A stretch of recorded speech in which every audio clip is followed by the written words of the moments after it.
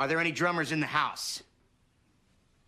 I play percussion. That's because you couldn't play anything else. Shut up. Come here, dude. Hey, man. Did you touch my drum set? Nope. It's just weird, because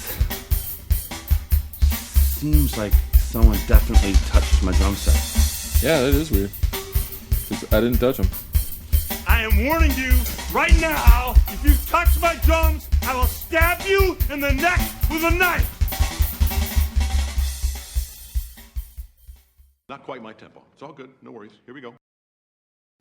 Hey guys, welcome back to the Drumheads podcast. My name is Daniel, and this is episode 55 with Anastasia, or you guys might know her as AJDRUMZ with a Z. We had a wonderful conversation over Skype. If you're not familiar with her, she is one of these wonderful Instagram drummers that I've been following for quite some time. Very positive, very uplifting. Always, the videos she posts are always about trying to convey to people and try to motivate people to be the best they can be at what they're doing, whether it's being a drummer or if it's being a DJ, an artist, whatever. Her and her partner, Kieran, I hope I'm saying that right, is she's one part of the CHOP University, which is it's just a group of people who are trying to, like I said, just better themselves through whatever their art form is. If it's drumming, art, poetry, street art, whatever, and it's all about just community and positivity, which I'm super behind.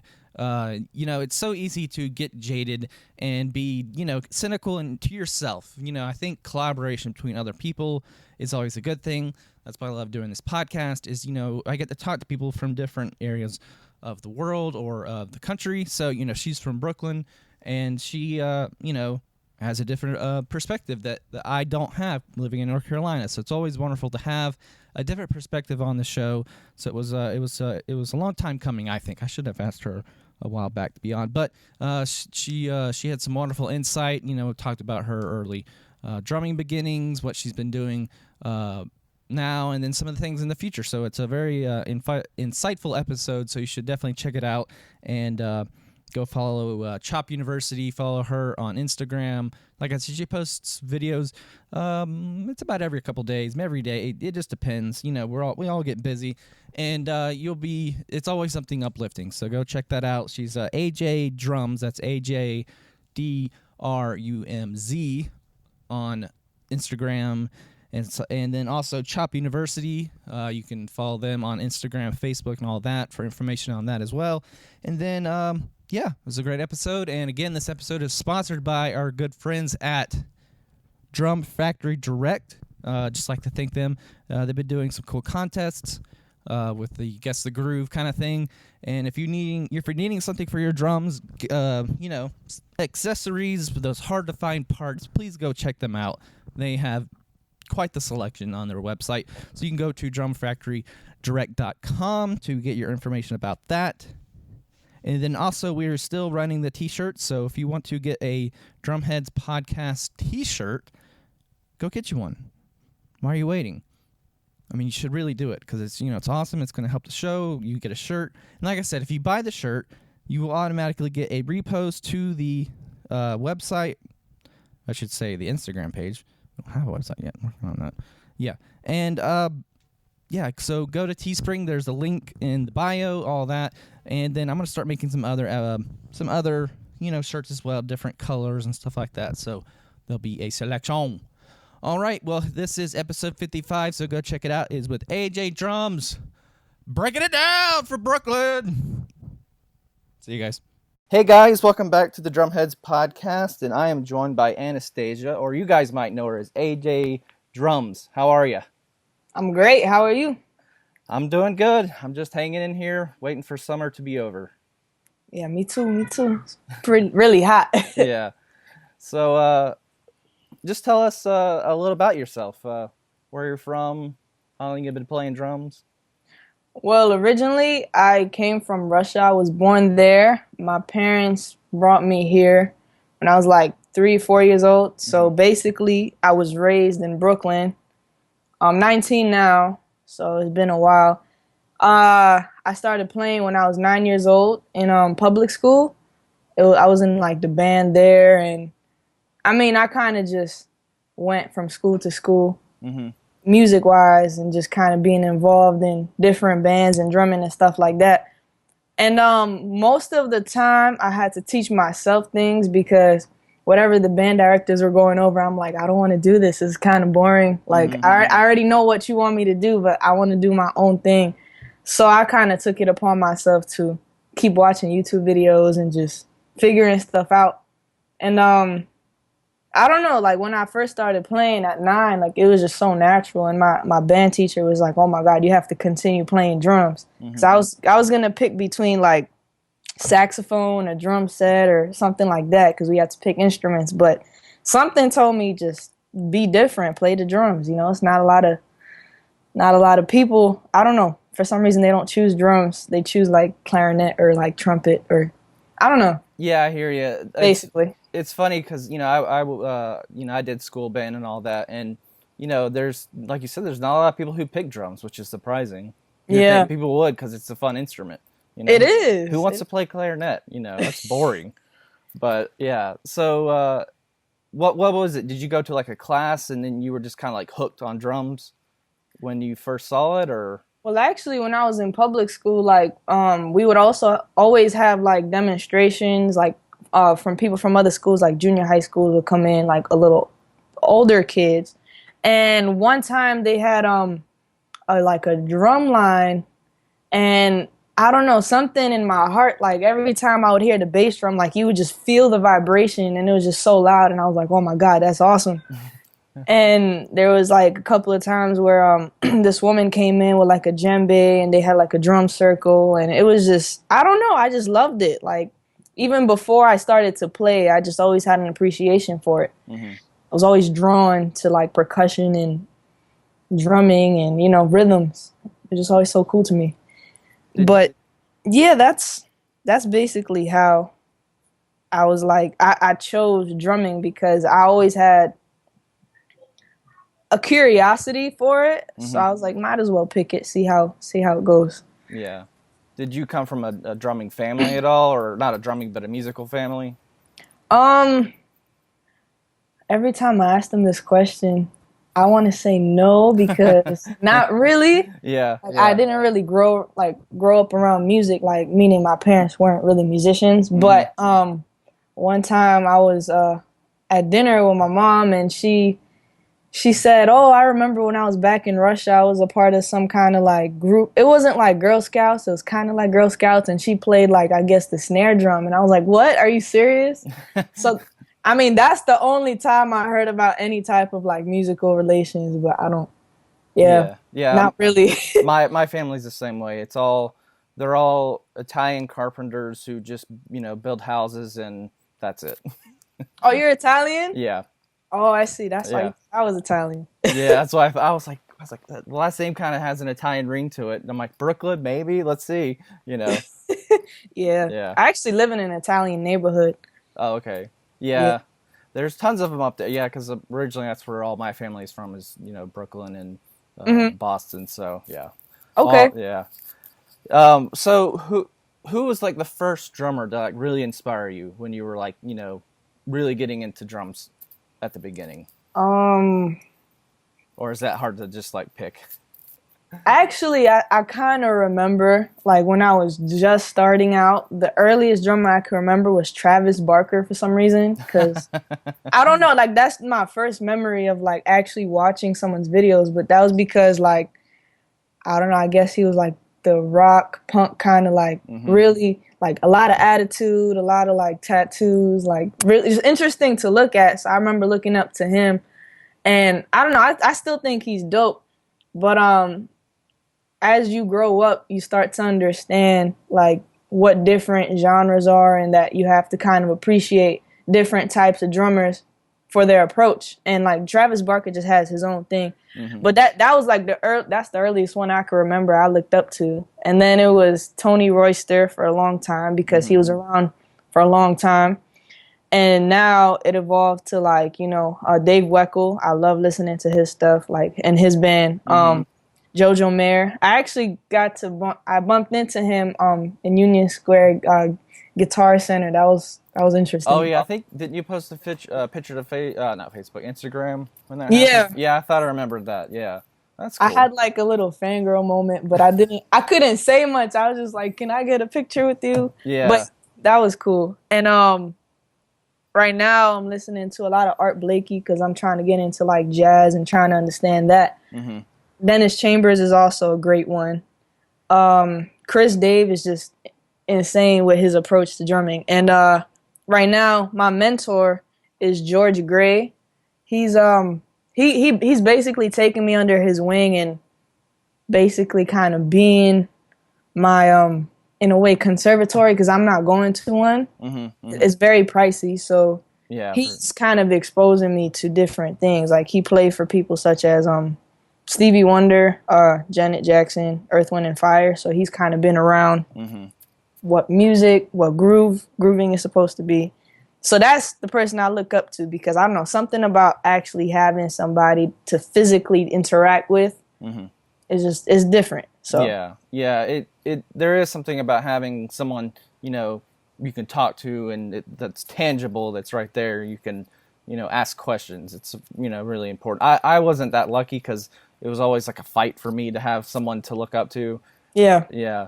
So when you have somebody, you can. It's really awesome. So you get that feedback. You get like little advice. Not even like about like music necessarily, about just the business aspect of things, which is also important. Like how you get out there. Like where do you have to go? How do you conduct yourself in a professional manner? How you talk to people. And that's also another thing people won't tell you. Like you kind of have to figure it out yourself. And I'm blessed to like have that opportunity to actually be able to know like what I'm getting myself into in the future. Yeah, for sure. Well, and going back to your school drumming days, now did you have like a marching band you played in, or did you? So I went to high school at Fort Hamilton. It's in Bay Ridge here in Brooklyn. And basically my freshman year, I was accepted into 3 bands like after I auditioned. And it wasn't really common for a freshman to be a part of these bands. I was accepted into the symphonic band, the jazz band especially. They don't really have many freshmen going into that. And marching band. Marching band was interesting because I didn't play traditional grip. I didn't know what a double stroke roll was. I didn't know any of that stuff. So that's how that started. And eventually I started to become a part of every band, like orchestra and concert band and all these other things. But my senior year, I had to be the section leader of everything basically. And with the whole drumline, marching, snare kind of situation, I tell people I started playing marching snare 2 years ago, and I basically taught myself most of the stuff I know because that's when I started taking it seriously. That's when I started understanding, okay, this is what it is to be disciplined and read music and, what a rudiment is. You know what I mean? Yeah. So, and especially knowing that I had to be section leader, I wanted to be like someone that people could look up to and ask questions, not just kind of be, I don't want to say above them, but like skill level wise, just so they can like understand that, okay, she kind of knows something more than I do, so she could push me. It's more of like to try to inspire them to also want to do what's outside of school. But yeah, that's how this whole Instagram thing started. Like I started on marching snare, and I started the Instagram 2 years ago, and it just kind of, I don't know, I just started making videos, and that's how it kind of blew up a little bit. It's wild because I'm the same way. I just started it on a whim, didn't really think it was going to take off, and then just exploded. And it's like at sometimes I'm like, how do I keep up with this, or where do I go from here?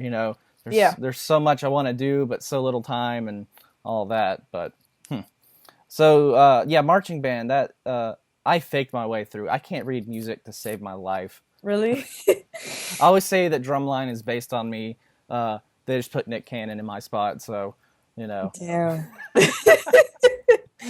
Yeah, because like I remember trying out for something and they're like, "Here, read this." I'm like, "Can't do it." They're like, "You can't do it." I'm like, "No, I don't know how to read music." They're like, "Oh, you're one of those guys." I'm like, "Yeah, I'm one of those guys. Fake my way through." I see. Yeah. So that kind of leads me into my next question about Chop University. So just tell everybody a little bit about that and what's going on with it. All right. Well, I met Carrion, the founder of Chop University. He came down, well, he came up from Florida to New York, and he just decided to stay here. And we, you know, the social media thing. Oh, you want to meet up? You want to like meet each other, play something, make a lick? All right, cool. So that's what happened, and we kind of were just like talking about what he's doing, and I became a part of that like about last year. And I don't know, it's just we kind of figured that we bring out the creative like creativity out of each other. So we started to work together, and it's like it's more than just drumming. Like we do make like videos and stuff, but what we're venturing off into is more of a drummer DJ kind of vibe where I'm on drum set. He's like going to be a DJ because he's into music production. And he has an album out on iTunes, Drip Nebula. And I've been trying to come up with basically visual art to go along with his album. And that pushes the boundaries of what people perceive to be normal in the snare community. Because it's like, okay, this is just one camera angle, front camera angle, and then maybe like something moving. Like that's just like the standard from what I see. So he actually taught me how to edit, and now I kind of just dabble in it myself. But it's more of a like creative relationship. Like whatever happens, happens. He's into also designing clothes, and he wants to venture off into fashion. We have dancers involved. It's not, like I said, it's not just drumming. Like it's gonna, like Chop University is kind of like a little play on, I guess, a school/college, you know, get some chops, meaning, well, that's the hashtag we have, get some chops, meaning get some chops in whatever it is that you do. Like if you draw, for instance, or if you're like a graffiti artist, like get some chops in that, be the best you can be with that. Or if you're like a chef or something, get some chops, like, you know, be the best chef that you can be, come up with something like amazing, something different, something people can be inspired from. And right now, I mean, it's mostly just to inspire people. However, we do have merchandise, and as I said before, we are leaning more towards the entertainment aspect of things, and we're coming up with a set list, and very soon we're going to start to do shows. So I'm very excited about that. But it's like, for me to say Chop University is one thing, like I would be lying to you, because I know it sounds like it's a little bit all over the place, but we just need a bigger team to kind of, all right, you do this, you do that, you know? But basically, I'm sorry. Oh, no, you're fine. I totally understand what you're coming from that aspect, yeah. It's more than just drums, you know, or, you know, I hear you. Well, and, you know, and it's a good, you know, like you said, chops, you can have chops at anything, you know. Yeah. Like you said, drawing, you know, painting, dancing, working on a car, you know, you want to be at the best anything. at any of that. Exactly. So, yeah. Well, and I've noticed with your videos that you guys have put up, they're like really quick edits. You know, sometimes you're like moving places like right in the middle, and it's very creative. You know, it's not like just your standard, like you said, just one shot, just playing drums and that's it. You know, because those get boring after a while. I mean, there's nothing wrong with that. Like that's how you start off, you know, and then you start to like dabble a little bit. But I mean, I have got a couple of comments like, oh, this is too much. Like, what are you doing? This is not really a snare video. I'm like, that's not the point. I'm trying to do something different. And you might not appreciate it, which is just fine, because that means I'm pushing the boundaries of what people think is normal. And that's what I'm trying to do. I just want to like create. I just want to express myself in ways I haven't before. Yeah. So that's what that is. Well, that's cool. So, yeah, because you've maybe done, I think you've done maybe, one or two live shows with Chop University. I think I've seen you put up videos. Yeah. We did have a couple of shows. Like I said, right now we're just trying to basically have a solid plan. Like, we do have things that we do like outside and on the side, but as far as doing something that we want to do, it's not there yet. Not quite yet. Very, very soon. But yeah, like we work with a bunch of different people, like such as I don't know if you've seen Marcus, Dramatically Smooth. And it's like it's a community where we all kind of know of each other and we all kind of met each other one way or another. So I don't know, we're just all open to different things basically. Yeah. To do whatever. Yeah. Well, and you're not limited to one thing. You can, venture out, which is always, always good, because when you get tied down to just one thing, you're limited. And it sounds like here you're pretty, you got a little bit more creative freedom to do other things. Yeah, exactly. Which is always good. So. It's actually funny because like I get random gigs doing marching snare, and I haven't really got anything with drum set yet because I just now decided this is what I want to do. Like it just occurred to me like, wow, I really love to play the drum set.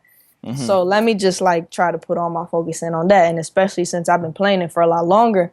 But like recently, about I think a month or two ago, I was in LA, and I met up with some of the people also from the snare drum community, such as like Ralph Nader, Marcus Joyner, who else was there? Dave Natal, like a bunch of people. So it's just so random to me that it just blows my mind that I've only been doing this seriously for 2 years, and like that's what I'm doing. That's what people see me doing. So they forget completely that I'm a drum set player first.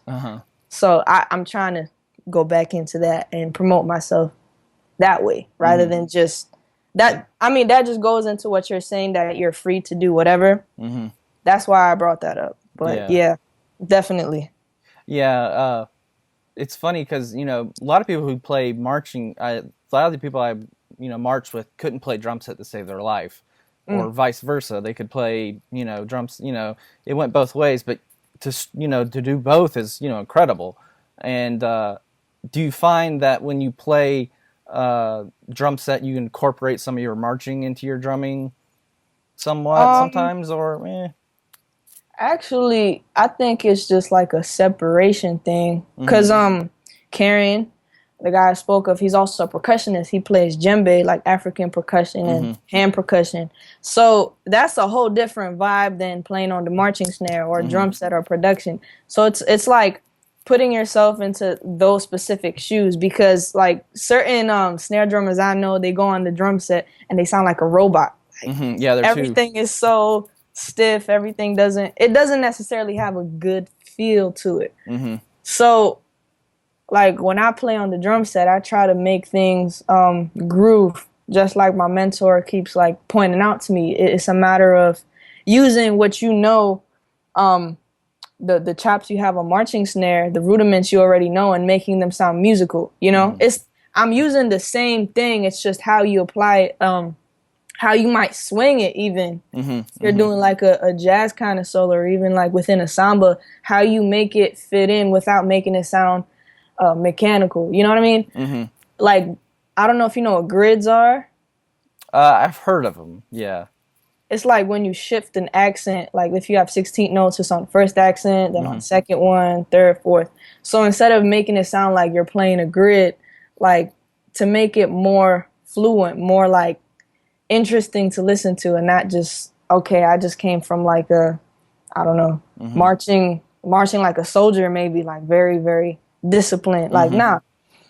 But it's like separating, like kind of like your private life and the people who see you in public. Like your private life is private. You separate your family life from like what you would do with your friends. It's kind of the same thing. That would probably be a better way to explain it. Yeah, totally. Yeah, because it's funny because when I was marching, I would try to incorporate my solos to have a kind of a marching sound to it. And I'm like, it doesn't really vibe right. So, but yeah.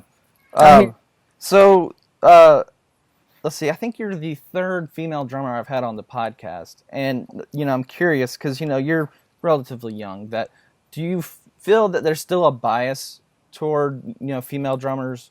Or is that kind of starting to go away? Well, this is actually an interesting question. Before I would say kind of, but like a couple of guys would be rude to you, but it's all a matter of how you see the situation. Like I see it as, okay, you want to treat me like that, I'll just play and worry about myself. I don't need to worry about your negativity. It's just like with anybody, if you're in a situation and people like kind of will always judge you. So I don't see it as a gender thing. I don't see it as a guy versus female and oh, female drummer this. And I guess you could say it's a big deal. I actually think it could help your image because people want something different. People want a female drummer that can play. I actually think it helps. However, I wouldn't say that should stop you or that should like help you in any way. If you know how to play drums, you can play. Like I'm not about to like complain and be like, oh, you know, like nobody likes me because I'm a female. Like, who cares? Just I don't want to use that as an excuse, nor do I want to like, you know, kind of make it like, oh, because I'm a female, you have to hire me for this. No, not at all. Like I want you to hire me because I'm capable of doing your material, you know, and doing it justice. So, I mean, like I said, it's a very interesting question. I don't know exactly how to express myself on this. Well, and it's just a confidence thing, I think. Well, and when I was in high school, because you know I'm 32, so you know I graduated high school in 2002. We had one female drummer in our band, and you know where I grew up, it was pretty. You know, people were pretty open-minded and not judging. But we would go and do competitions and stuff like that, and most of them were all male drum lines. You know, and they would say, you know, they'd talk crap about the girl that was playing with us, and I was curious if people still did that in band classes, you know, in 2015 and 14, you know, when you were in high school, or not really.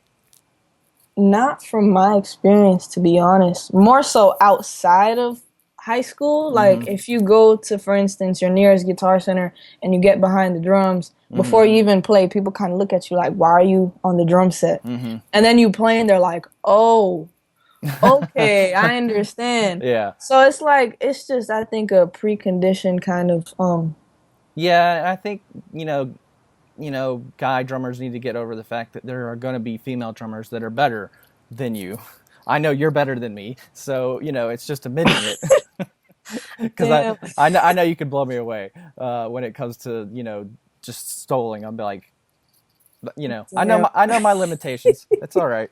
But I think it's being comfortable, you know, with your abilities and admitting, like, yes, I can't do this that well.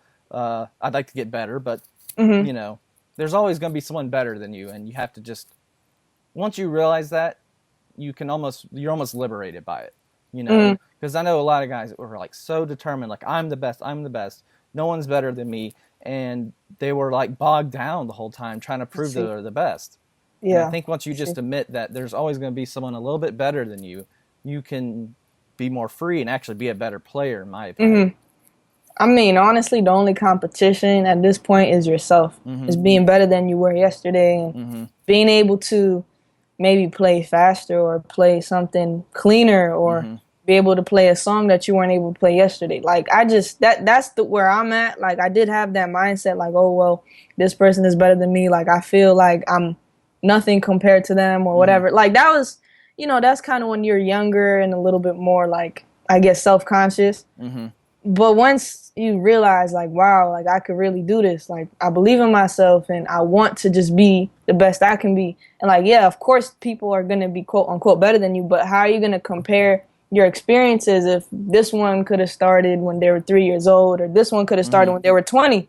But it just depends on, like, the work that you put in. And, like, that's really it. Like, because you really can't compare yourself to anybody else. You can look up to other people, but you have to compare yourself to the person that you were last year, a month ago, a week ago, to monitor your progress. And that's good advice. And, you know, and living in this day and age of social media, you can see other people a lot easier than you could, you know, when I was in high school, because, you know, internet was slow, and you know there was no Instagram or Facebook, so you had to just you know, it was all about word of mouth. You know, now it's like, you know, oh, let's go to their Instagram page. Oh yeah, they are good, you know, and that's yeah, it's a lot different. But to switch kind of gears, you know, what kind of gear do you like to use? What's your favorite kind of sticks and drum heads and all that kind of stuff?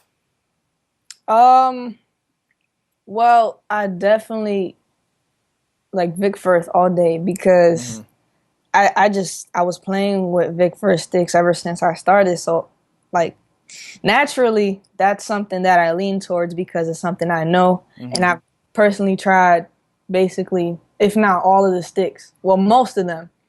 But right now I really like the AJ5s. They feel really nice. And the Ralph Hardymans for marching percussion. Those are my two go-to sticks. As far as drum heads, I like Evans, to be honest. Like, it's another thing I've been playing with ever since I started out. Zildjian cymbals, another a piece of equipment I'm very familiar with. And drum kits, all types of drum kits, to be honest with you. It's like whatever sounds good. But some people get so bogged down by just kits. Like, I have to play only Tama and that's it, you know. Yeah, I see. I like to have a variety. Whatever feels good, yeah. Exactly. And whatever's there in front of you, you're not going to be like, oh, if this is not a Tama kit, then I'm not going to play it. Like, it's kind of ridiculous. Just play. Whatever. Yeah. And do you have a kit in your house, or since you live, you know, in Brooklyn, space is tight, so. I live in an apartment. I can't have a kit. So yeah, I know you have the electric kit. Yeah, it's like right there. It's a Yamaha. I don't know if you can see that. I don't know exactly what model, but I got a long time ago. I can't even play on that very often because when you start playing it, if you can see, it's like right up against the wall. And the sound just travels right down to my neighbors, and they start banging. So I can't really play in the house. However, I do own a Ludwig breakbeat kit because it's very small and compact just to have it, just in case, you know. But I don't really take it out that often. I can't really play it inside. That's why I have to rely on going to Guitar Center because they have rooms that they rent out. And I'm usually there because, I mean, I have to find somewhere to play. Yeah, I hear you. Yeah, I was curious about that because, you know, most of the videos you post of you playing drum set is usually at Guitar Center, and, you know, it's one of those rooms. Yeah. Yeah. But I guess you got to do what you got to do to get to the kit. Of course, like it's a completely different thing being on pads versus being on the real thing. It's just the rebound is different, the feel. Like, I just love the sound and the feel of an acoustic kit. Like, you could just do so much more, so many more sounds that come out of it. It's just organic. But yeah, I try to get out there. I just been working on myself. I haven't been posting too much because, you know, kind of grinding on the down low, not wanting this to kind of like show what I'm capable of doing just yet. Like, you'll see. more details to come. Yeah, that's cool. You know, it's I hear you. I struggle every day trying to figure out how to do this podcast right and how to, you know, where it should go. Yeah, you just do it and figure it out as you go along. Yeah, and luckily bringing on some people to help me, you know, Z Johnson, you know, she helps out with the Fan Fridays, which has been such a weight lifted off my chest because it was getting so hard to like not be biased toward like a certain drummer, and you know, I'm like, here, yeah, you do it, you pick them out, then I don't feel so bad, and yeah. So she's great. Yeah, she's a blast. I had her on, I think the first year I started doing the podcast, and she's a very determined person for sure. Oh yeah. Yeah. Very passionate. Yeah, very passionate. Actually, I think I heard that podcast actually. Oh, did you? Okay, cool. So, what kind of does the future hold for you? You know, Chop University, but what else? Is there anything else that you personally are pursuing as with your drumming? Well, with Chop University, I kind of did mention what was about to happen with that, with the whole drum DJ kind of thing. You know, eventually wanting to go on tour and, you know, make something out of that. But personal goals, touring is definitely something that's up there, something that I know I will do in the near future. But not just like a tour like locally. Like I want to go throughout America, overseas, you know, actually playing arenas, not just like the bars. Nothing wrong with playing in the bars either, because there's some killing people there, like just to jam out and vibe out with different musicians. But that's my ultimate goal right now as a drummer, as a, you know, as a person. Like that's just, music is just something I love to do, and drumming especially is just, it's my passion. So like I definitely want to push the boundaries. And I'm not trying to limit myself. That's just like one of the first things. Once I get to that, I'll definitely have some other goal, you know, much higher, much like, you know, greater than I anticipated or thought would even happen. So, but that's my main thing right now, to get on tour very soon. Yeah, it's a fun thing to be on tour. I did it back, you know, when I graduated high school. You know, kind of just went up and down the East Coast, and you know, did you know, the bars and, you know, a couple of bigger venues. But you know, it's a fun life, you know. But yeah. It you know, I did it, but it wasn't my favorite thing to do. I'm more of a home person, so you know, you kind of adapt to where you want to kind of be. But you know. Okay, I see. Yeah. It's more of a personal preference. Yeah. It just depends. You know, some people just love touring. You know, the guys that I toured with are still touring. You know, but you know, kind of me, I just kind of like, it's not my thing. I see. Yeah. Well, I have a weird sleep disorder, so I have to like sleep in a sleeping bag, and I can't like I sleepwalk. So really, yeah, and wow, it was really bad when we were touring. Like they'd find me in weird places, and they'd be like, where did Daniel go? What is he doing? Is he standing on top of a dresser? You know, and you know, it's just weird stuff like that. So I'm like, maybe I should not tour. This is not healthy for me. So damn. Yeah, it's bad. It's not as bad the older I get, but those when I was, you know, 20 to 24, it was pretty bad. So kind of like, we'll put this on the DL for a little bit and we'll see where it goes. I see. That's interesting. Yeah. Wow.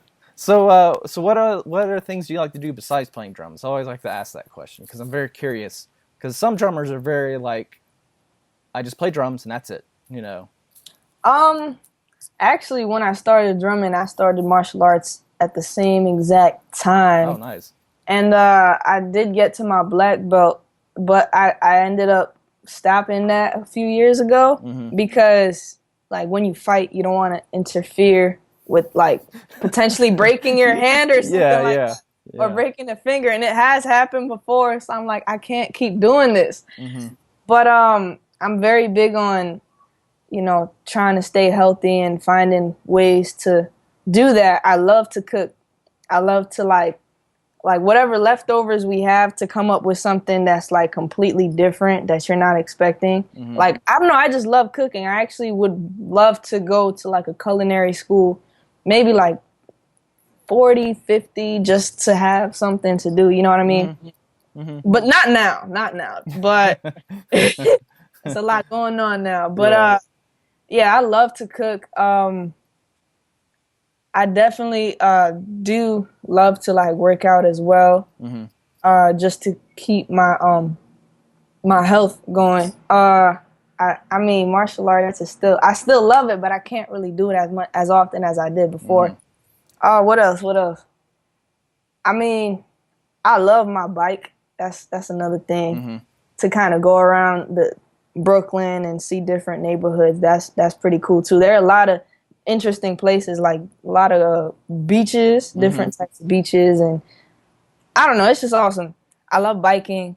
I definitely draw. I used to draw myself like with Sharpies. It makes it look like I have like a tattoo sleeve. So I would love to like do any type of like graffiti type thing. And for a long time I wanted tattoos, but then I realized, nah, that's not going to be good either, because when you get a tattoo, apparently like it's very numb and you're not going to be very like mobile and you can't really move it. I can't do that either because I play like every day. I try to keep my hands. So But I mean, most of the things that I do is definitely centered around drumming, which could sound pretty boring to be honest, but I literally have drum pads set up like everywhere. Like I have one right here. I have one like usually right next to my bed, under my bed. A drum set here, drumsticks in my bathroom. So it's like wherever I go, I just pick them up. I'm not the type of person that's like, all right, I'm gonna sit down and practice right now. It's like I feel like picking up the sticks and I get carried away. I just go with it. Yeah. Yeah. So that's what I do, and I try to just go with whatever I feel like really that day. Like I said, it's just whatever I feel like creating, whatever I feel like expressing. I also love to write poetry. That was another big thing. Not so much anymore. I don't do it whenever I feel like it, but I love video games. Oh, that's a big one. My favorite game right now is still Grand Theft Auto. Love playing online. It's with some of my friends. It's kind of it's ridiculous. Well, it's good because I've asked this question. I think every time I've done an interview, and a lot of people answer the same way. No, I just think about drums, and that's it. And I think it's healthy to have other things that you're passionate about that are not drum related. Like I'm big into movies.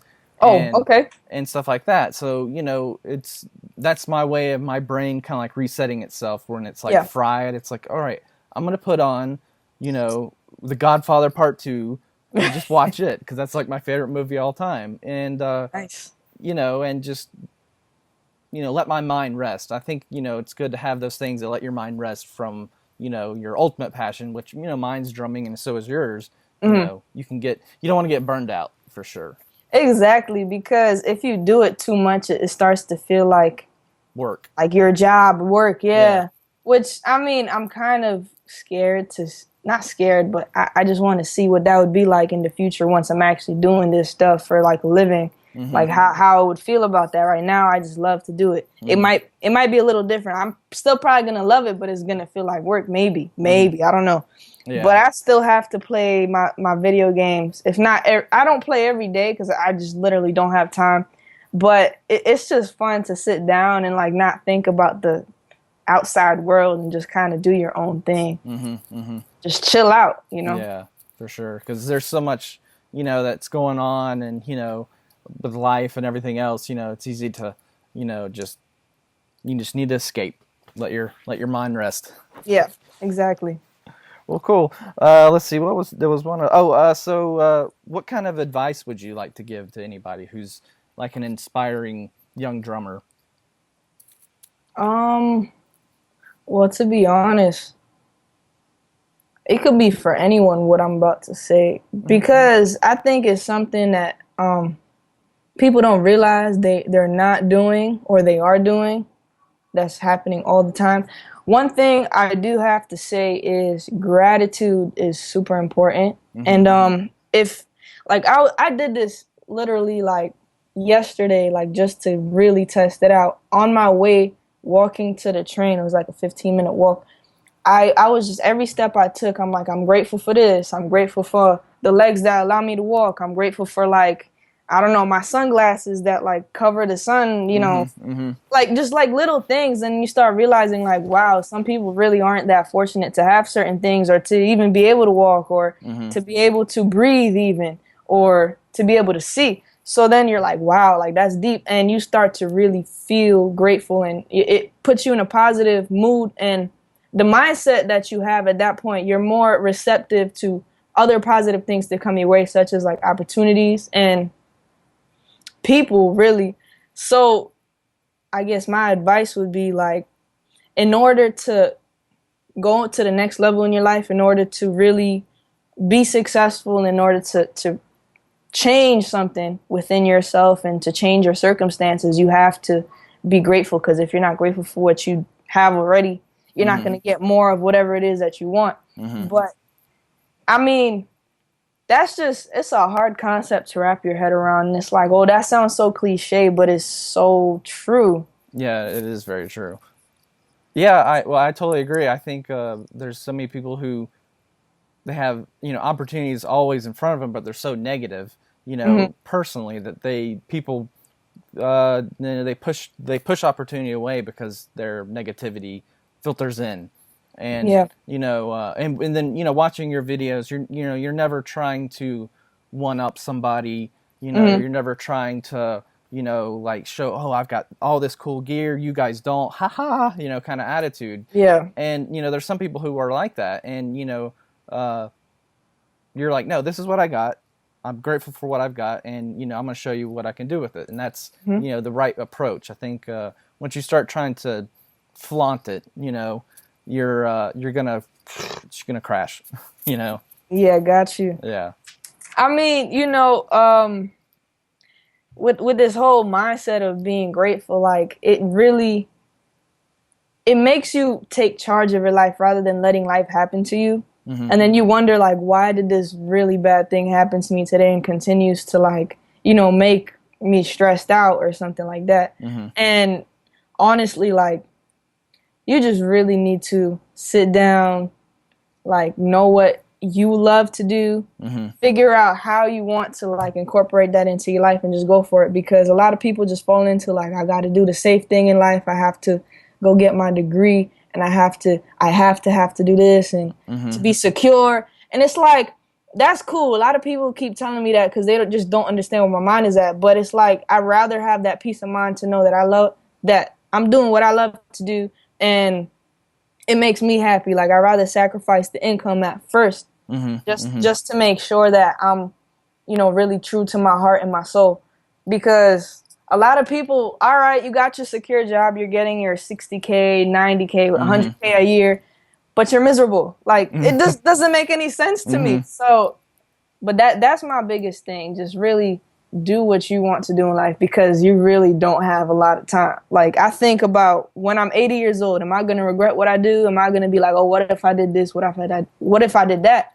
Or what if I didn't do that? So you just do it and you see what happens. It's that simple. Yeah, for sure. Yeah, it's a battle, and with me, like, I have a full-time job, but I'm hoping one day that this podcast will be the thing I do all the time, which would be wonderful. But for the time being, I know it's it's not keeping my house, with air conditioning and my family's fed and all that stuff. It's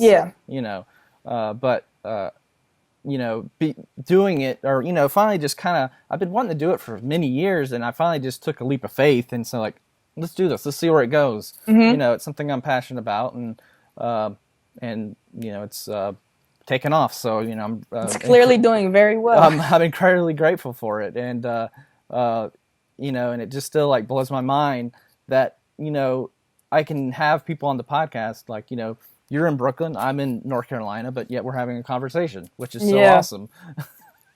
What the internet can do. Yeah, I know, because when I first did it, I'm like, I've got to find drummers in my town to interview. I'm like, no, why am I going to do that? There's this thing called Skype, why don't you get on there and talk to people that are, in the UK, or talk to them in Brooklyn or LA, wherever. So exactly. It's a very liberating thing for sure. No, definitely. Keep doing what you're doing. Have faith in, that it's going to work out. It is working out. And it's going to be bigger than you imagine. Just, put your all into it. Yeah, and I see you're doing that. Yeah.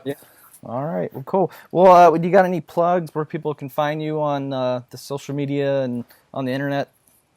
AJDRUMZ, really, for basically everything. AJDRUMZ, drums with a Z at the end. Yeah, that's basically it. And then, do you have a Facebook page or anything like that, or? I do. AJDRUMZ. Also, Chapel University. We just hit, I think, 11 or 12K, something like that. I saw that. I'm like, oh, that's incredible. Yeah, we're putting in work. So those are the two main ones: AJDRUMZ and Chapel University. So, Do you guys have a YouTube page, or? Oh, you do. Same name. Okay, cool. Yeah, I couldn't remember if you had one or not. Yeah. Yeah, I haven't really been posting stuff on my YouTube. I really should. Yeah, I'm the same way. I'm a little behind. Like, I only have an iPhone, and that's really what I use for most of my videos. And so the quality is not always the greatest. And sometimes when you put it into the iMovie or Final Cut, like, it starts to lag and it doesn't sound like it's on time anymore. Okay. So I guess it's too much for it to like process. Maybe I don't know what it is, but I've been having issues. So I just, yeah, yeah. I'm trying to figure it out. Yeah, I'm the same way. It's a battle with technology and trying to get it the way you want it to sound in your head on the screen. Yeah, exactly. Sure. Well, cool. Well, I appreciate you taking some time out. Maybe in a couple of months, maybe 6 months, we'll have you back on, and maybe you've got some more things cooking you'd want to talk about. Yeah, exactly. Yeah. Thank you for having me. I really appreciate it. No problem. So I'm gonna just hit stop. So real quick. So thank you everybody for listening, and say bye, Anastasia. Bye. Bye.